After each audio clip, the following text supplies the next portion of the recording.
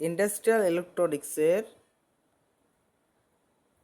একটা ম্যাথ আছে চতুর্থ অধ্যায়ের। সেই ম্যাথটি হচ্ছে সামিং অ্যাম্প্লিফায়ারের দেখাও যে আউটপুট তিনটি ইনপুটের গড় মানের সমান। তো এখানে সামনে সামিং অ্যাম্প্লিফায়ারের বর্তনী দেয়া আছে।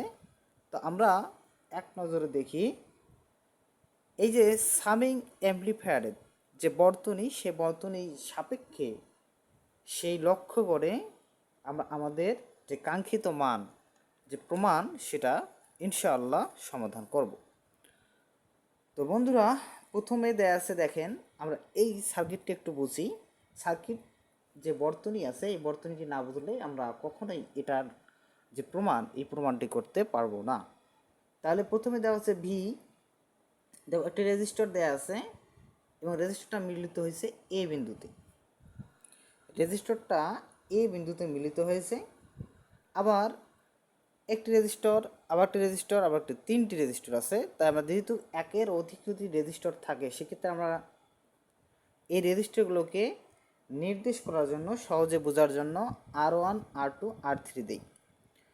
তাহলে সেই আলোকে এখানে প্রথম রেজিস্টরটি R1, দ্বিতীয় রেজিস্টরটি R2, তৃতীয় রেজিস্টরটি হচ্ছে R3।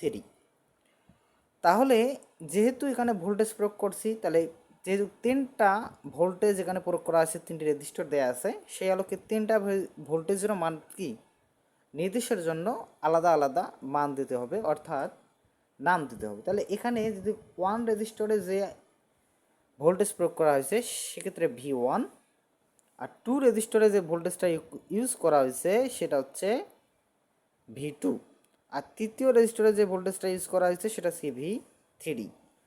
তাহলে ভোল্টেজ ইউজ করছি তিনটা, রেজিস্টার যেহেতু তিনটা, সেক্ষেত্রে কারেন্ট হবে তিনটা। কারণটা হচ্ছে কি, এই V1 ভোল্টেজ প্রয়োগ করায় কারেন্ট প্রবাহিত হবে আর রেজিস্টারের মধ্যে দিয়ে I1। V2 ভোল্টেজ প্রয়োগ করছি R2 রেজিস্টারের মধ্যে দিয়ে, কারেন্ট প্রবাহিত হবে I2।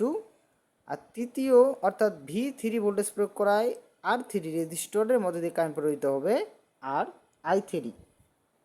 তাহলে কারেন্ট আমার তিনটা, রেজিস্টর হচ্ছে তিনটা, ভোল্টেজ প্রয়োগ করছি তিনটা।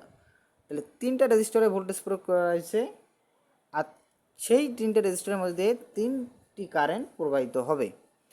তাহলে এই যে তিনটি কারেন্ট প্রবাহিত হচ্ছে, ভোল্টেজ প্রয়োগ করছি, ভোল্টেজ প্রয়োগ করা রেজিস্টরের মধ্যে দিয়ে তিনটি কারেন্ট প্রবাহিত হয়ে মিলিত হয়েছে কোথায়, এ বিন্দুতে। তাহলে এই যে ভোল্টেজ কারেন্ট এর মধ্যে দিয়ে প্রবাহিত হয়ে এসে এখানে মিলিত হয়েছে। আবার দ্বিতীয় ভোল্টেজ প্রয়োগ করায় R2 রেজিস্টারের মধ্যে দিয়ে I2 কারেন্ট মানে মিলিত হচ্ছে এ বিন্দুতে, সেম এই বিন্দুতে। আর V3 ভোল্টেজ প্রয়োগ করায় I3 কারেন্ট R3 রেজিস্টারের মধ্যে দিয়ে প্রবাহিত হচ্ছে এই বিন্দুতে, অর্থাৎ এই বিন্দুতে তিনটি মিলিত হচ্ছে, আর তিনটি কারেন্ট এই বিন্দুতে মিলিত হচ্ছে। তাহলে আমরা জানি যে একাধিক পথ দিয়ে যে কারেন্ট থাকবে, আসবে, সেই কারেন্টই আবার কোনো না কোনো পথ, একটি পথ দিয়ে যাবে। তাহলে এই ধরনের ওয়ে যখন আমরা পাবো, তখন আমরা KCL, কারশফ কারেন্ট ল হিসেবে ধরে নিই। তাহলে কারশফ কারেন্ট ল প্রয়োগ করে আমরা এখানে যে কারেন্টটা, কত কারেন্ট আসলো, এই কারেন্ট আমরা নির্ণয় করব। তারপরে বাকি যে কাজ, সে বাকি কাজটুকু আমরা এই অংশের মধ্যে করব। তাহলে এই অংশ যেহেতু মেন, সেই মেন অংশেও যেহেতু আমরা বের করতে পারি নাই, সে আলোকে এইখানে কোনো প্রকার কাজ আমরা করতে পারবো না।